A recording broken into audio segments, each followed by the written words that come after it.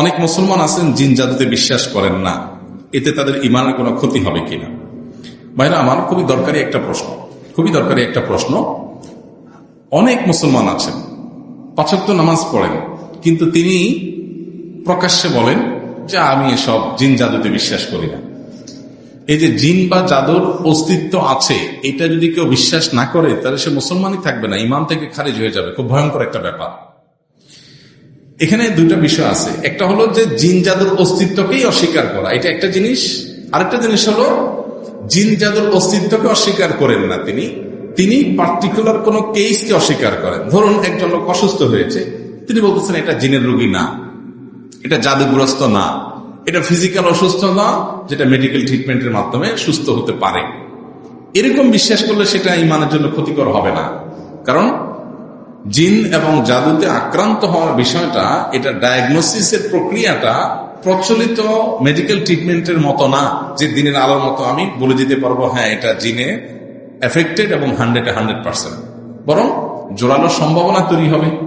বিভিন্ন আলামত দেখে প্রমাণ হবে যে হ্যাঁ এই লোকটা জিনের দ্বারা এফেক্টেড হয়েছে বা ব্ল্যাক ম্যাজিক দ্বারা এফেক্টেড হয়েছে, এটা আলামত দেখে বলা যাবে। কিন্তু নিশ্চিত যেহেতু করা যাবে না, অতএব যে কোনো মুসলমান অস্বীকার করতে পারেন। এই অস্বীকার করলে ইমানের ক্ষতি হবে না।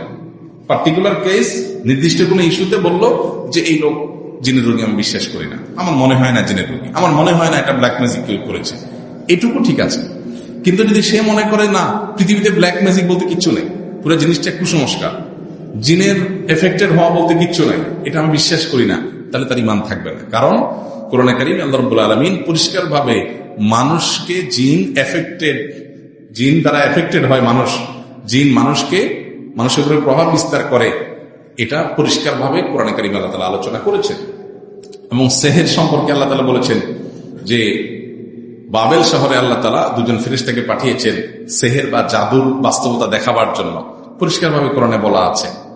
এবং এরকম পরিষ্কারভাবে স্পষ্টভাবে জিন এবং ব্ল্যাক ম্যাজিকের অস্তিত্ব কোরআনে উল্লেখ করার পর যদি কেউ অস্বীকার করে, বিশেষ করে লজিক পাগল দুনিয়া, তথাকথিত লজিক পাগল এই পৃথিবী, দেখা যায় যে যেটাই তার বুঝে আসে না সেটাকে অস্বীকার করে বসে। এটা হলো সবচেয়ে অযৌক্তিক অবস্থান। যিনি যৌক্তিকতা বলে সারাক্ষণ মুখে জিগির তুলছেন, তার অবস্থানটাই সবচেয়ে অযৌক্তিক। কারণ পৃথিবীর সবকিছু আমার বুঝে আসবে, এটা মোটেও স্বাভাবিক না। আল্লাহ রাব্বুল আলামিন মহান সৃষ্টিকর্তা, তার অনেক সৃষ্টির রহস্য উদ্ঘাটন করতে মানুষের হাজার হাজার বছর লেগেছে। এখন যেগুলো উদ্ঘাটন করতে পেরেছে সেগুলো তো ভালো, যেগুলো উদ্ঘাটন করতে পারে না সেগুলো পরে করবে। দেখুন, বান্দার সমস্ত আমল নামাকে আল্লাহ তাআলা কিয়ামতের ময়দানে হাজির করবেন। এটা 1500 বছর আগে যখন কোরআনের আয়াত নাজিল হয়েছে এই বিষয়, তখন মানুষের জন্য বোঝা কঠিন ছিল। এখন ভিডিও ধারণ করে রাখা, অডিও রেকর্ড করে রাখা, এই টেকনোলজি যখন পৃথিবীতে আসছে, এখন বোঝা যাচ্ছে এটা কোনো ইস্যুই না আল্লাহর জন্য কিয়ামতের ময়দানে মানুষের সব কর্মকাণ্ডের উপস্থাপন করা। এটা কি সহজ না কঠিন? আজকের টেকনোলজি দেখে বোঝা যায় এটা সহজ, কিন্তু এটা যখন আল্লাহ নাজিল করেছেন তখনকার পৃথিবীর মানুষের জন্য বোঝা কি সহজ ছিল না কঠিন ছিল? কোনোভাবেই যৌক্তিক মনে হচ্ছিল না। কিভাবে আল্লাহ তাআলা বান্দার আমল আবার হাজির করবে? আল্লাহ বলেছেন যে ইয়াওমা নাখতিমু আলা আফওয়াহিহিম ওয়া তুকাল্লিমুনা আইদিহিম ওয়া তাশহাদু আরজুলুহুম বিমা কানু ইয়াকসিবুন। সেদিন মানুষের মুখ বন্ধ করে দেওয়া হবে, মুখ দিয়ে কোনো কোনো বাকশক্তি তার থাকবে না, মুখ দিয়ে কথা আসতে পারবে না, কিন্তু তার হাত কথা বলবে, পা কথা বলবে। এই জিনিসটা এখনো আমাদের বুঝে আসছে না, হাত পা আবার কিভাবে কথা বলবে। কিন্তু এখন বিভিন্ন ডিভাইস থেকে যে সাউন্ড বের হয় বা সাউন্ড আসে, এবং টেকনোলজি এমন পর্যায়ে চলে গেছে যে এই বিষয়গুলোর কোনোটাই আসলে আর অসম্ভব না। এখন তো মানুষের স্কিনের সাথে ডিভাইস এমন ভাবে সেট করা আছে, সেট করার টেকনোলজিও চলে আসছে যে মানুষ স্মার্টফোনের ডিভাইসের আপনার স্ক্রিনে তাকে তাকাইতে হবে না, তার শরীরেই স্ক্রিন সেট করা হয়ে যাবে। তাহলে শরীর থেকে আওয়াজ আসার টেকনোলজি এখনকার পৃথিবীতেই মানুষ টের পেয়ে গেছে বা বুঝে গেছে বা অনুভব করেছে যেটা বাস্তব বা এটা সম্ভব। তাহলে কোরআনের অনেক বিষয় আছে, এই যে ব্ল্যাক ম্যাজিক কিভাবে কাজ করে, তারপরে জিন দ্বারা মানুষ কিভাবে এফেক্টেড হয়, হয়তো বাহ্যিকভাবে বুঝে আসছে না, কিন্তু আমার বুঝে আসছে না দেখে সায়েন্স এটার কোন রহস্য উদ্ঘাটন করতে পারে না দেখে আমি এটাকে অবিশ্বাস করলাম, তাহলে আপনি সায়েন্সের প্রতি ইমান আনলেন, আল্লাহর প্রতি না।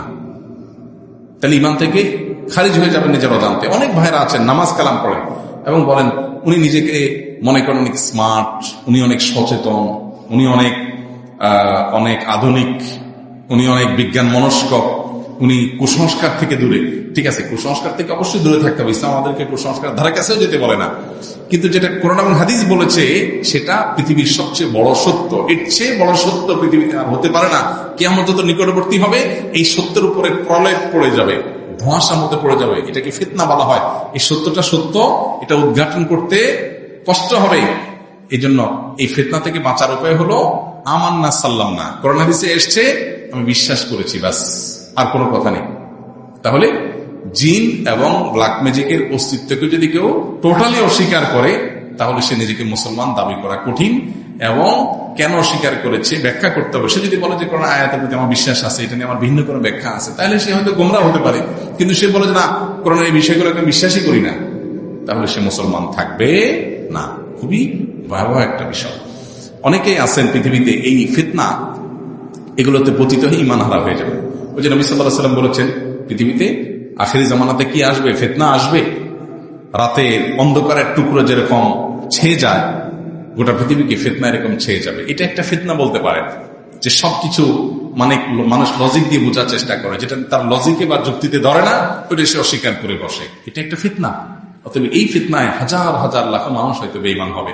কিয়ামত যত নিকটবর্তী হবে আরো ফিতনা হবে, ঈমান উপর টিকে থাকা কঠিন হবে। এই জন্য এই ফিতনা সংকুল সময়ে আমরা দেখব আল্লাহ বলেছেন এটা প্রমাণিত কিনা, রাসূল বলেছেন প্রমাণিত কিনা, ব্যাস, দ্যাটস ইট। আমার আর কিছু দরকার নেই, আমি পরিপূর্ণ ভেতর থেকে স্বীকার করে এবং বিশ্বাস করি। আল্লাহ তাআলা আমাদেরকে সমস্ত ফিতনা থেকে বেঁচে থাকার তৌফিক দান করুন।